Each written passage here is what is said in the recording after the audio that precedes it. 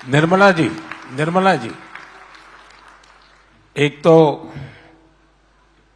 विषय उत्तम रखने के लिए, हिंदी में बोलने के लिए, लेकिन मेरा आपसे आग्रह है, अगर 2-4 मिनट यही बात तमिल में और यही बात 2-4 मिनट तेलुगु में अगर आप रख सके तो अच्छा होगा।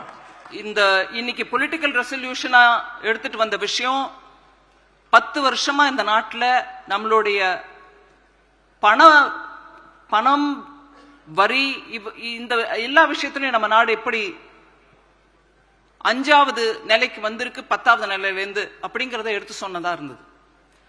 அதே சமயம் 5வது நிலைக்கு வந்துட்ட பிறகு கூட வரப்போற டேர்ம்ல நம்ம ஜெயிச்சு வந்து 3வது முறையா பிரதமர் ஆகும்போது நம்ம நாடு 3வது ரேங்க்குக்கு வரும்ன்றதையும் எப்போதும் எடுத்து சொல்லிருக்காங்க.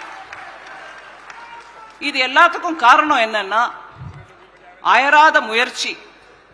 அந்த அயராத முயற்சியின் மூலமா நம்ம நாடு கீழ்மட்டத்திலேருந்து 5வது நிலையில நொறுங்கி போகக்கூடிய அந்த நிலையில இருந்த அந்த ஃப்ரஜைல் 5 சொல்றோம், நொறுங்கி போகக்கூடிய அந்த நிலைமையில இருந்த நம்ம நாட்டை இன்னைக்கு உயர்த்தி மேலேஞ்சு 5வது இடத்துக்கு எடுத்துட்டு வந்திருக்காரு. அடுத்த தரம் 3ஆம் தரமா நான் பிரதமரா வந்தேன்னா அது 3ஆம் நிலைக்கு நான் எடுத்துட்டு போகக்கூடிய சக்தி நம்ம நாட்டுல இருக்குன்னு சொல்றாரு.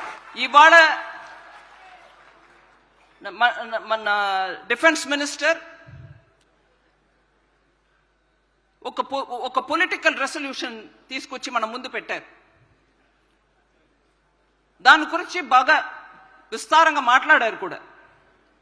దాంట్లో ఉన్న ముఖ్య అంశం ఏంటి, ఎలా ఉన్నటువంటి మన ఎకానమీని ముందు ఎలా తీసుకొచ్చారు, దానికి ఏమేం ప్రయత్నం జరిగింది, ఆ ప్రయత్నం కారణంగా కింద నుంచి చూస్తే 5వ నంబర్లో ఉన్నటువంటి మన ఎకానమీ ఇవాళ టాప్ నుంచి 5వ నంబర్కి వచ్చింది అని అంటే వారు ప్రయత్నం వల్ల వచ్చింది. దేశ వ్యాప్తంగా అన్ని వర్గాల్లో కూడా మనం చూస్తున్నాం ఎట్లాంటి డెవలప్మెంట్ అవుతుందని.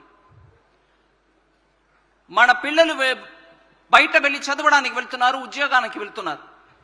వాళ్ళు ఇబ్బంది గురిగా అయితే, ఎక్కడో చిక్కుకుంటే, అక్కడి నుంచి రాకపోవడానికి ఇబ్బంది అయితే ముందు నిలబడి ఆ రాష్ట్ర ప్రెసిడెంటో ప్రైమ్ మినిస్టరో వారితోటి మాట్లాడి మన పిల్లల్ని సంరక్షణతోటి తీసుకొచ్చి మన దేశంలో చేర్చే ఆ ధైర్యము సాహసము వాళ్ళతోటి మాట్లాడకంటే శక్తియం ఉన్నటువంటి ఒక ప్రధాని ఉన్నారంటే వారు మన ప్రధాని మోదీ అవர்கள்.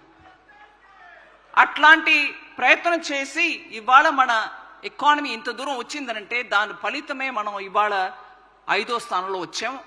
మళ్ళీసారి గెలిచి వస్తే, మళ్ళీసారి 3వసారి ప్రథమర్ అయితే నేను ఇదే ఎకానమీని 3వ స్థాయికి తీసుకొస్తానని చెప్పే ఆ ధైర్యము సాహసం ఉన్నటువంటి ప్రధాని. G20 हो गया, ग्लोबल फाइनेंशियल इंस्टीट्यूशंस का रिफॉर्म के ऊपर भी जो माननीय रक्षा मंत्री जी ने कहा, हम जब भारत से बात करते हैं, आजकल जब मोदी जी बात करते हैं पूरे दुनिया सुनती है. पूरे दुनिया ये भी सुना कि ग्लोबल फाइनेंशियल इंस्टीट्यूशन सबको रिफॉर्म करना चाहिए.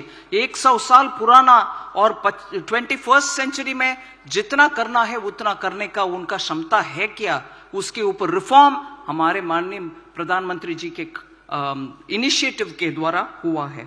मैं इससे ज्यादा ना बोलते हुए भारत के हित में इकोनॉमी हमारे पिछले 10 साल में आगे बढ़ी और अभी भी अगले 25 साल 2047 तक हम कैसे आगे बढ़ना है, इंटेलेक्चुअल प्रॉपर्टी राइट्स के ऊपर, आर्टिफिशियल इंटेलिजेंस के ऊपर, सेमीकंडक्टर्स को भारत देश में ले आने के, इस सब प्रयत्न के कारण हम 2047 में विकसित भारत बनेंगे.